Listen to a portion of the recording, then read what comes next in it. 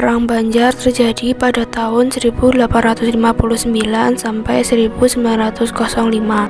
Latar belakang Perang Banjar yaitu konflik Belanda sebenarnya sudah dimulai sejak Belanda memperoleh hak monopoli dagang di Kesultanan Banjar.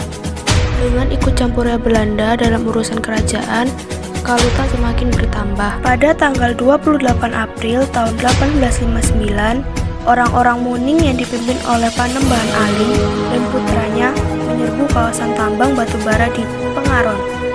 Mereka menyerang perkebunan milik gubernemen di Gunung Jabok, Kalangan, dan Bangkal.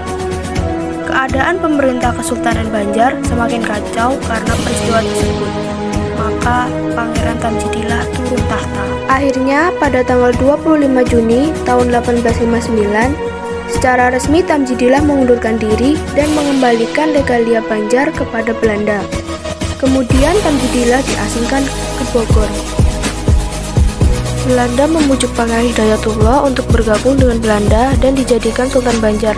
Namun, Pangeran Hidayatullah menilai bujukan itu tipu daya Belanda. Berikut beberapa siasat perlawanan Perang Banjar. 1. Pemusatan kekuatan perlawanan di daerah Amuntai. 2. Membuat dan memperkuat pertahanan di Tanah Laut, Martapura, Rantau, dan Kandangan. 3. Pangeran Antasari memperkuat pertahanan di Dusun Atas dan mengusahakan tambahan senjata. Sebab umum Perang Banjar yaitu 1. Rakyat tidak senang dengan merajalelanya Belanda yang mengusahakan perkebunan dan pertambangan di Kalimantan Selatan. 2. Belanda terlalu banyak campur tangan dalam urusan intern kesultanan. 3. Belanda bermaksud menguasai daerah Kalimantan Selatan karena daerah ini ditemukan pertambangan batubara. Sebab khusus Perang Banjar yaitu 1. Karena Pangeran Hidayatullah yang seharusnya Sultan Banjar tidak disetujui oleh Belanda yang kemudian menganggap Tamjidillah sebagai sultan yang sebenarnya tidak berhak menjadi sultan.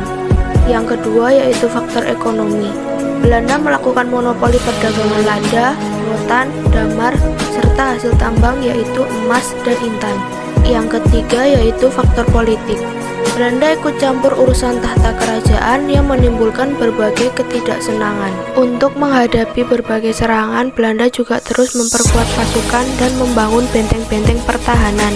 Demang Lehman berusaha menyerang benteng Amawang, tetapi gagal. Setelah itu, Demang Lehman dan pasukannya mundur menuju daerah Barabai untuk memperkuat pasukan Pangeran Hidayatullah. Gerakan perlawanan Pangeran Hidayatullah kemudian dipusatkan di Barabai.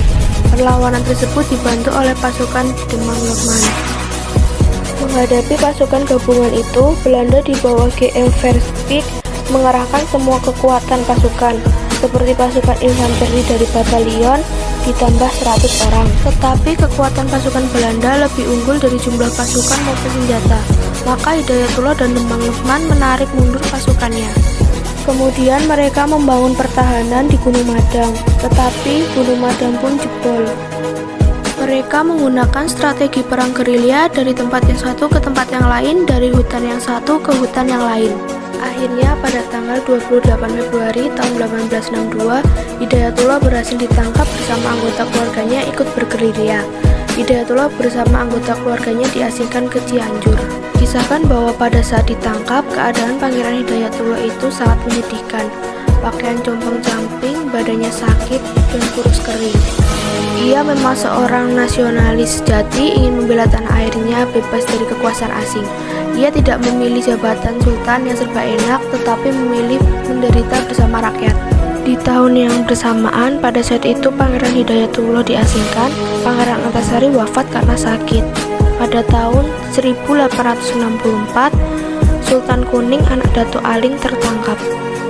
Setelah banyaknya pemimpin yang gugur, perlawanan ini dianggap berakhir oleh Belanda. Adapun tokoh-tokoh Perang Banjar yaitu 1. Pangeran Hidayatullah, 2. Pangeran Antasari, 3. Aling, 4. Tumenggung Antaludin, 5. Tumenggung Suropati, 6. Demang Lehman, 7. Panglima Jalil, 8. Panembahan Muhammad Said, 9. Panglima Batur, 10. Panglima Wangkang, 11. Penghulu Muda, 12. Penghulu Rasyid, 13. Penghulu Suhasin, 14. Tagap Kubang, 15. Muhammad Seman.